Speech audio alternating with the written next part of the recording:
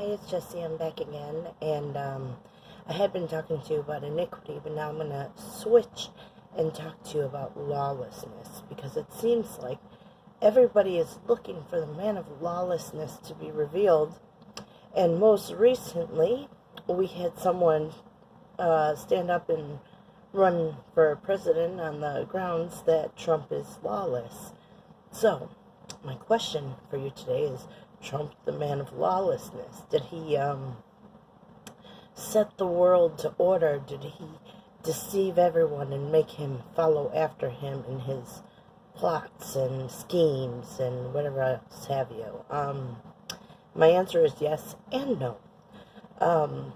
When we say lawless, we have to understand that this means someone who is not ruled by law, someone who is not ruled by what is right, someone who is driven by their own desires and their own volition, but also someone who is under the control of someone who is making them their, what would you call it, their tool, their patsy, their slave, basically, because lawlessness does not, okay, let me demonstrate for you. Kings rule over people, right? They tell people what to do and people abide, because if they don't abide, they'll be put to death, right? And a king rules through decrees. He passes laws. And if a king goes against his own law, he can be put to death. Wonderful. Glad to see you.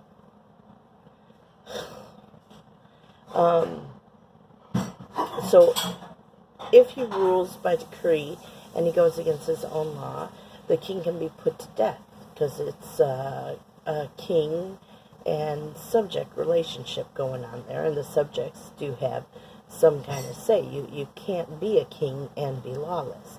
However, when you have another kind of relationship where someone is ruling over you and you are their subject, this person can be given the title, I'm sorry, I'm distracted. This person can be given the title of master, right? A master does not rule by decree. A master rules by what he says goes, and anything can be changed in an instant, right?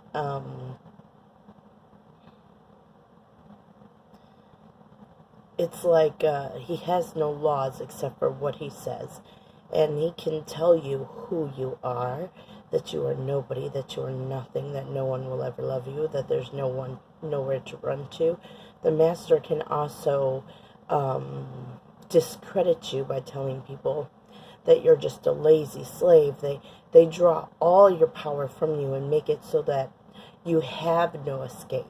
Whereas with the king, yes, he takes power from the people.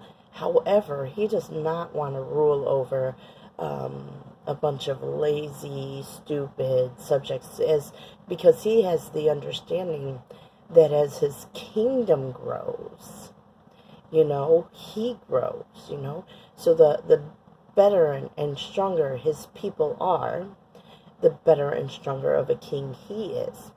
This whole master thing over here, the lawless one, he's got eyes on ruling the world, but he's not trying to build anything. He's not trying to grow people. He's trying to bring everybody underneath his rule, and his rule is whatever he says at the time, and there is no challenging him. And he even sets up like little pyramid schemes so that he has some people under him who are given some power, not total power. And he puts gates up. You can call them gates, right? Because they're of a different social status. Think of it like a caste system, right? They're of a different social status, but they're elevated above like the people at the bottom, but not quite as high as the people closer to the top and nowhere near as high as master over there, right?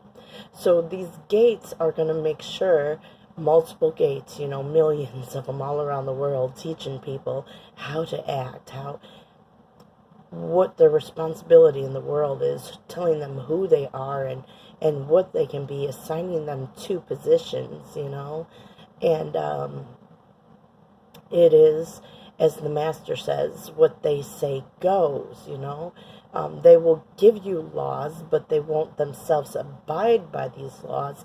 These laws are not meant to make society live in peace and harmony with one another. These laws are meant solely to subdue you and to take more from you. They establish taxes on you, they do a lot of dirty things, and they do everything at your expense. You understand? But they're not really building anything. Even if they are building something, they're not really building anything. What they're doing is just growing stuff for themselves. It's not about the benefit of the nation. It's about their own benefit, and that's why they're not really building anything, because everything that they build will be torn down. Like where you see in other nations these statues that they put up of these dictators while they were living, you see when they were dead, these statues were toppled, right? You see their houses burned down. You see their houses demolished, right? If they're not taken over by another dictator, right? Because this pyramid scheme that they build, when the dictator falls, we got this system in place, so just another dictator rises up into the position, and nothing changes except for the face and the seat, and this whole system that they built, it's like an institution, and it's like an institution of bondage, where everybody's saying, we got to preserve the integrity of the institution, without realizing what they're preserving is a master-slave relationship, is the system of bondage, and everybody within the system is in bondage. Everyone, from the top to the bottom, everyone is in bondage, because they cannot get out of who they are, because they cannot acknowledge who they are. They can't be accountable for things they've done. They don't rule by law. They rule by what they say. There is not a decree so much like a king, where you could put him out of power if his decrees are false, if his decrees harm, if he goes against his own decree. It's not like that. In this institution that they built with this whole master-slave relationship, there is no law except for what they say. And even where there is law, it's not really law, because it's only meant to subdue. Now, if you understand what law is, then you understand that law is given for your protection. It puts limits on you, yes, but it also puts limits on what others can put upon you, so that they cannot enslave you. It puts limits on you, yes, it requires that you respect other people, to have the same rights as you have. Love others as you love yourself. It requires that you show other people the same respect to their freedom that you want shown to yours. And if you don't, if you ignore laws and say this person needs to die, then you yourself becomes lawless when you take on this position, where you start decreeing what should happen to other people, when you decide to rule over them without laws, you yourself become lawless. Do you understand? Okay, so let's go back to that original question. Let's switch back before I get off on my tangent about lawless people and the things that they do, thinking that they're righteous, when they're not abiding within any laws. They're not respecting boundaries. They're not respecting limits, and you can see totally that they're in a master-slave relationship with you, and you're going, I'm not your slave. and they're twisting the law to tie your hands so that you cannot challenge. I mean, they tell you got to go through our systems if you want to get justice. You got to come through our systems, where their systems are not just, because they manufacture their own witnesses, and the judge gives credit to liars. The judge has your matter settled before you ever come in the courtroom, and the judge will be completely dumbfounded if you come there and you say something that even remotely unravels what they've done. And then the judge will sit there and go, I've bent over backwards for you, and he'll start gaslighting you.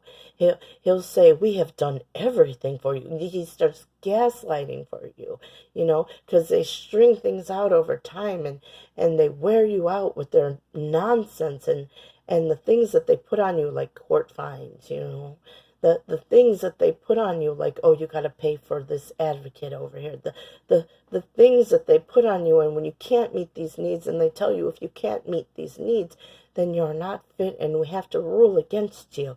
The whole system is rigged so that there is no justice. You will never find it. You'll spend all your time going through this nonsense. They'll wear you out, and you'll just give up because it's not worth fighting in their system. It's ridiculous. And it's what lawlessness sets up. It's what lawlessness participates in. And nobody understands. And we want to attack one person like Trump. We want to attack one person like Trump. But Trump didn't design the nation. He hasn't been in power long enough to put in place the kind of corruption that there is in this nation. He hasn't been put in power long enough to be able to brainwash free people and turn them into his patsies, his subjects under this master-slave rule. He hasn't been in power enough to do this. So when this happens, when you see him rise up like this and be able to stir people to riot and protest and storm the Capitol, when you see these things, yes, Trump was lawless. However, the entire nation is lawless, and sometimes it takes a lawless person to be able to highlight how lawless the nation is, because you have to understand that you can't make a good man bend like that. A good man already has to be broke. They already have to be broke down with this inflated ideology, believing, and so they'll storm this way, believing that it'll get them to freedom, not realizing that they've just been hoodwinked under another member of the institution. They don't understand what they're doing. They're just drawing at straws because they don't know what to do. They'll follow anybody, except for somebody like me who actually understands the whole mess, because I maybe don't look like what they want me to look like, because I maybe don't sound like what they want me to sound like, because I don't have the vocabulary anymore. I went through some things. I lost some pieces of myself, but my wisdom is still there. The wisdom remains. And so, but I understand they don't want to follow me because I don't speak as Trump spoke, where he gets up there and just says little blanket statements and people just move his way. I don't want to make blanket statements. I want to, gimmicks, generalizations. That's what I mean by blanket statements. I want people to understand. I want them to understand so that they can think, well, how do I change, and how do I change right where I am? And the thing is that you change by adopting law. You change by becoming a person of law, by understanding the demands of democracy, by understanding how easy it is to be enslaved, by understanding when you serve the lawless institution, you are giving it power, and you are taking power from the person that the institution is targeting in that moment. And even though you think that you're on a righteous cause, you're not, because you've denied a person justice. You've denied a person the right to face their accuser. You've maybe bared false witness. You've maybe been ruled by your opinions and got out your good senses and didn't know what you were doing, and you just kneeled down and was like, okay, master, what you want me to do now? You know, you can't be like that. And if you're going to turn away from that, you must turn back to law. Not to Jesse. You know, I don't want to be your queen. You know, I don't want to rule over people, but I'd like to see the world made a better place. And so I'll speak, and I'll tell you what you need, and I'll tell you where you went wrong, and I'll tell you what you're missing. I'll help you understand those things that people ignore because they say, oh, membership here is your salvation. No, following law is your salvation. You know, no, establishing boundaries is your salvation. No, respecting other people is your salvation. No, helping other people is your salvation. No, silence is your salvation. No, no, no. See, everything is so twisted. They don't understand anything. They don't understand how to get to anything. They don't understand where they went wrong, And so I'm here, and I'm trying to break it down for you the best I can, because while I'm talking in like one instant of a nation, I have the knowledge of nations that goes back thousands of years.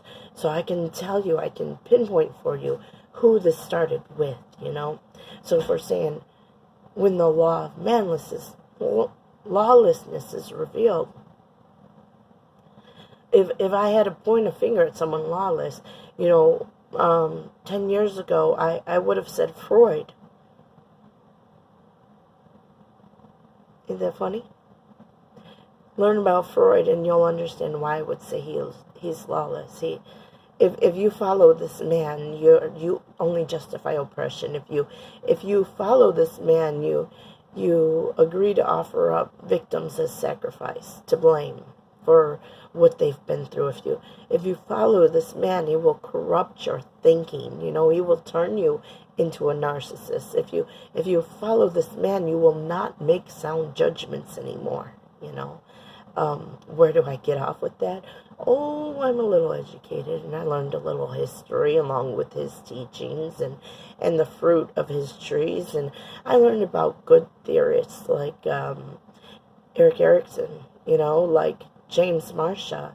I learned about some good people in psychology, but then I learned that these good ones are just a little blip in the world. They're just a little blip.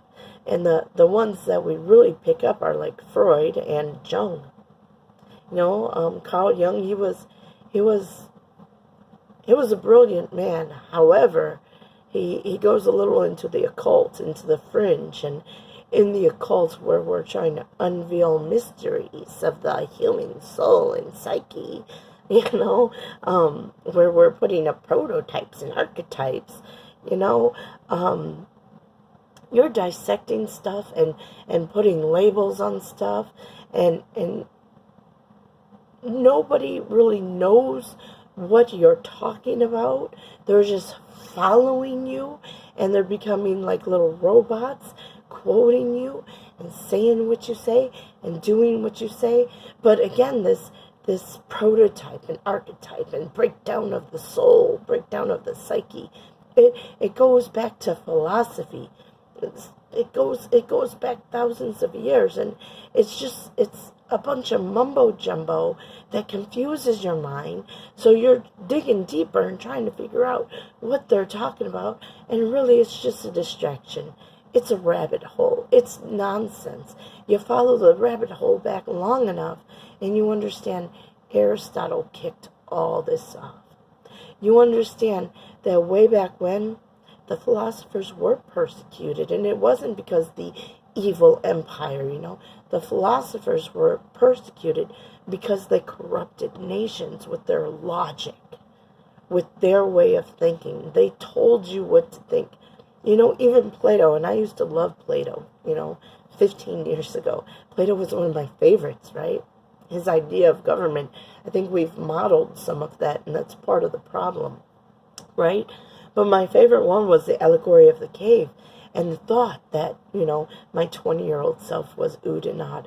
The thought that, all we had to do was get up and walk away, because there's no one holding our chains. That was just so fascinating to me, and I believed it. I had hope in it. I was like, I don't have to be this person. All I have to do is get up out of darkness and walk away into the light. I believed it, right? I believed in it. But then I grew up and I learned that it's not just that nobody's holding your chains. It is that you've been socially engineered to be the person that you are. That every experience in your life has shaped you. So they don't need anyone to hold these chains, because they've already broken you. And they didn't just break me. They've broken all of the world. They have turned all the world into lawlessness. And we say the law is like a ball and chain. We say the wife is like a ball and chain. We got a lot of things about balls and chains, right? But sometimes we need to live in chains, because there is a yoke easy and a burden light.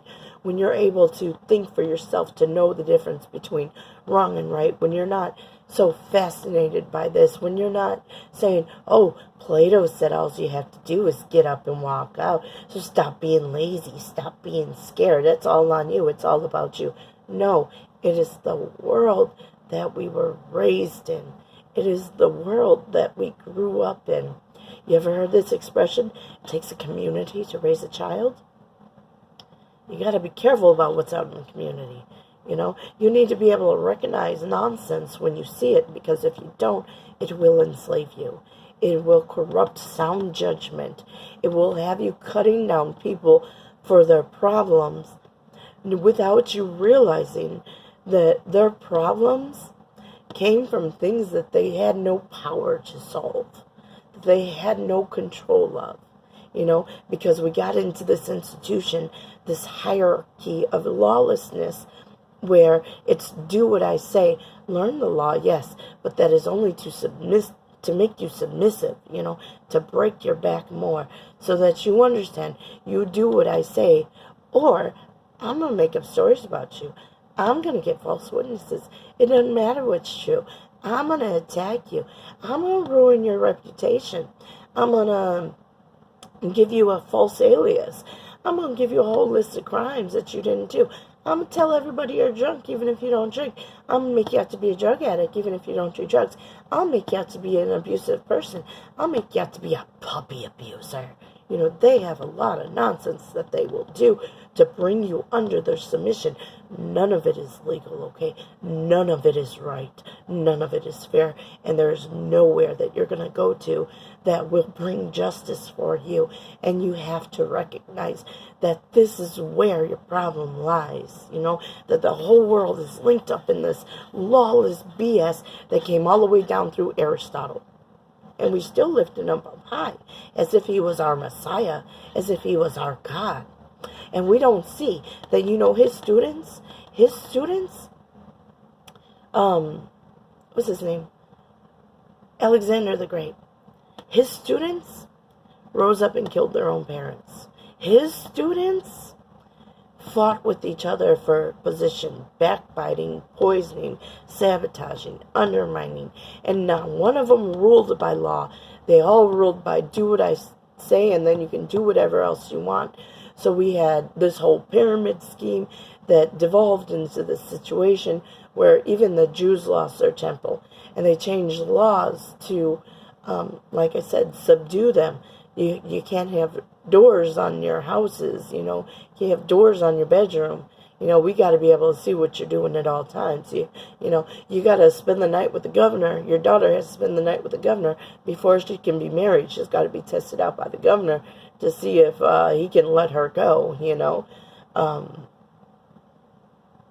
the fruit of that tree, and we don't even know it. When the man of lawlessness is revealed, my money's on Aristotle. My money's on Aristotle, and he's the top of the pyramid that comes down with all this nonsense, And it's not that there was no one before him that did evil, because the evil comes in waves, right? But these scholars, these professors, these educators, these philosophers, they go back digging. How did evil people do this? And then they they twist things up into their own package and say, okay, this is how we rule over people. We don't do what they did, but we use their ways. We tell people we're going to do it for good, like in psychology, trained manipulators, right? But we do it for good. But you cannot use manipulation for good. When you manipulate somebody, you're ruling them through your will. You got to subdue people with law. Law cuts out the BS. When you know what law is and you understand your role in the world, you understand what's required to you, you understand that there are obligations and there are benefits for keeping your obligations. When you understand that the wealth of the nation belongs to the people, when you understand things like this, you won't fall for things like that. When your eyes are opened, you won't fall for nonsense because you'll be able to see, no, if I follow that stuff, I'm going to judge my own parents wrong. I'm going to rise up and cut them down because now you've changed my thinking. And this whole law about honor your parents, it doesn't matter so much because you've changed my judgment. And now I think my parents are bad. Now I think my parents need to die. Now I think I'm going to do your way and I'm going to follow your actions. And later on, it might cost me my life, but I'm going to ruin and cause a whole lot of destruction in the process. It's ridiculous. It's not that we should condemn any one person as lawless, but we must recognize that lawlessness was an institution that was set up, and they have a way. They have their own Bible. You don't realize this because they don't acknowledge. When I was in grad school, I went in because I wanted to get the tools, because I wanted to start a program, a community outreach program, to bring it together, I wanted to get the tools for this. I wanted to have, like, sports, and I wanted to have, my vocabulary is failing me. I can't grab my words right now. I wanted it to use recreation to bring people together in kind of the same way that the Park District does, but different, because it would be with the purpose of community building. It would be with the purpose of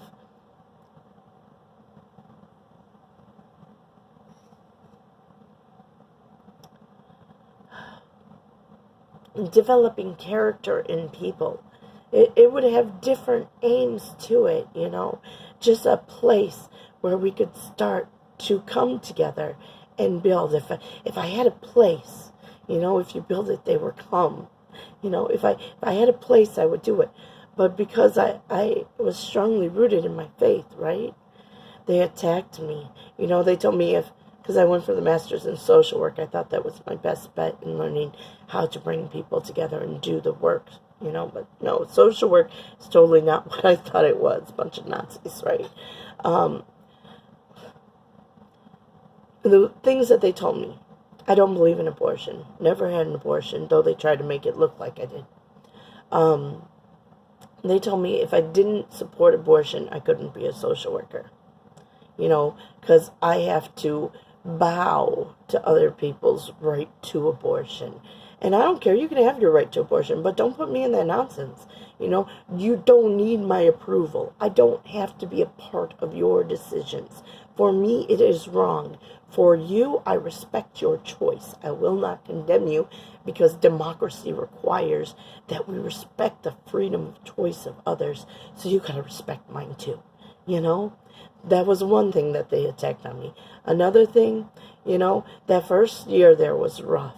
And then they said, because I started talking less about my faith and more about the theories, more about applying things. I was learning more. And they were like, so you're going to leave God alone now? And I was like, I'm just learning right now. I didn't say I was leaving God alone. I still got half a master's in divinity to finish. And so that last semester I was there, yeah, they did say, you're going to leave God alone now? You're going to just focus on what we want you to focus on? Because if you don't focus on what they want you to focus on, they'll attack you, it's ridiculous. It was all about believing what they believed, all about following what they said. Not like the laws, not like the code of ethics that we were taught, but it was about following what they said and using these words like empowering others to like have abortions was like a trick for stripping away my own right to make my choice about, I don't want anything to do with that topic. People got to be responsible for their own choices. I'm not getting in that. I don't judge them because I know how hard it was. I had to be a single mother with 2 kids for, several years while they were babies. And I had to struggle with not having childcare. I had to struggle with not having enough money to eat. 33-cent boxes of macaroni and cheese from Walmart was our dinner for many years. We might have had a hot dog to chop up in it, but definitely not a hot dog to put on a bun, and definitely not buns to eat.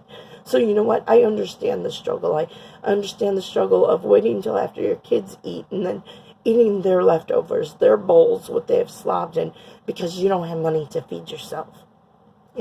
I understand the struggle. So no, I wouldn't judge people.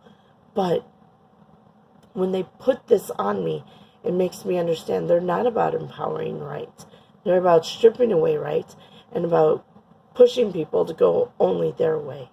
So my video is out of time. I can't speak much more. My little message pops up, But I hope that you understand that there is a way of lawlessness where they twist the laws against you, where they make it where you have to do everything they say, and the law is just something that they use to subdue you. And it's completely, totally, and utterly ridiculous. The way out of it is a return to law, is a return to respecting someone's rights even when you don't agree with them. It's a return to allowing people to have unity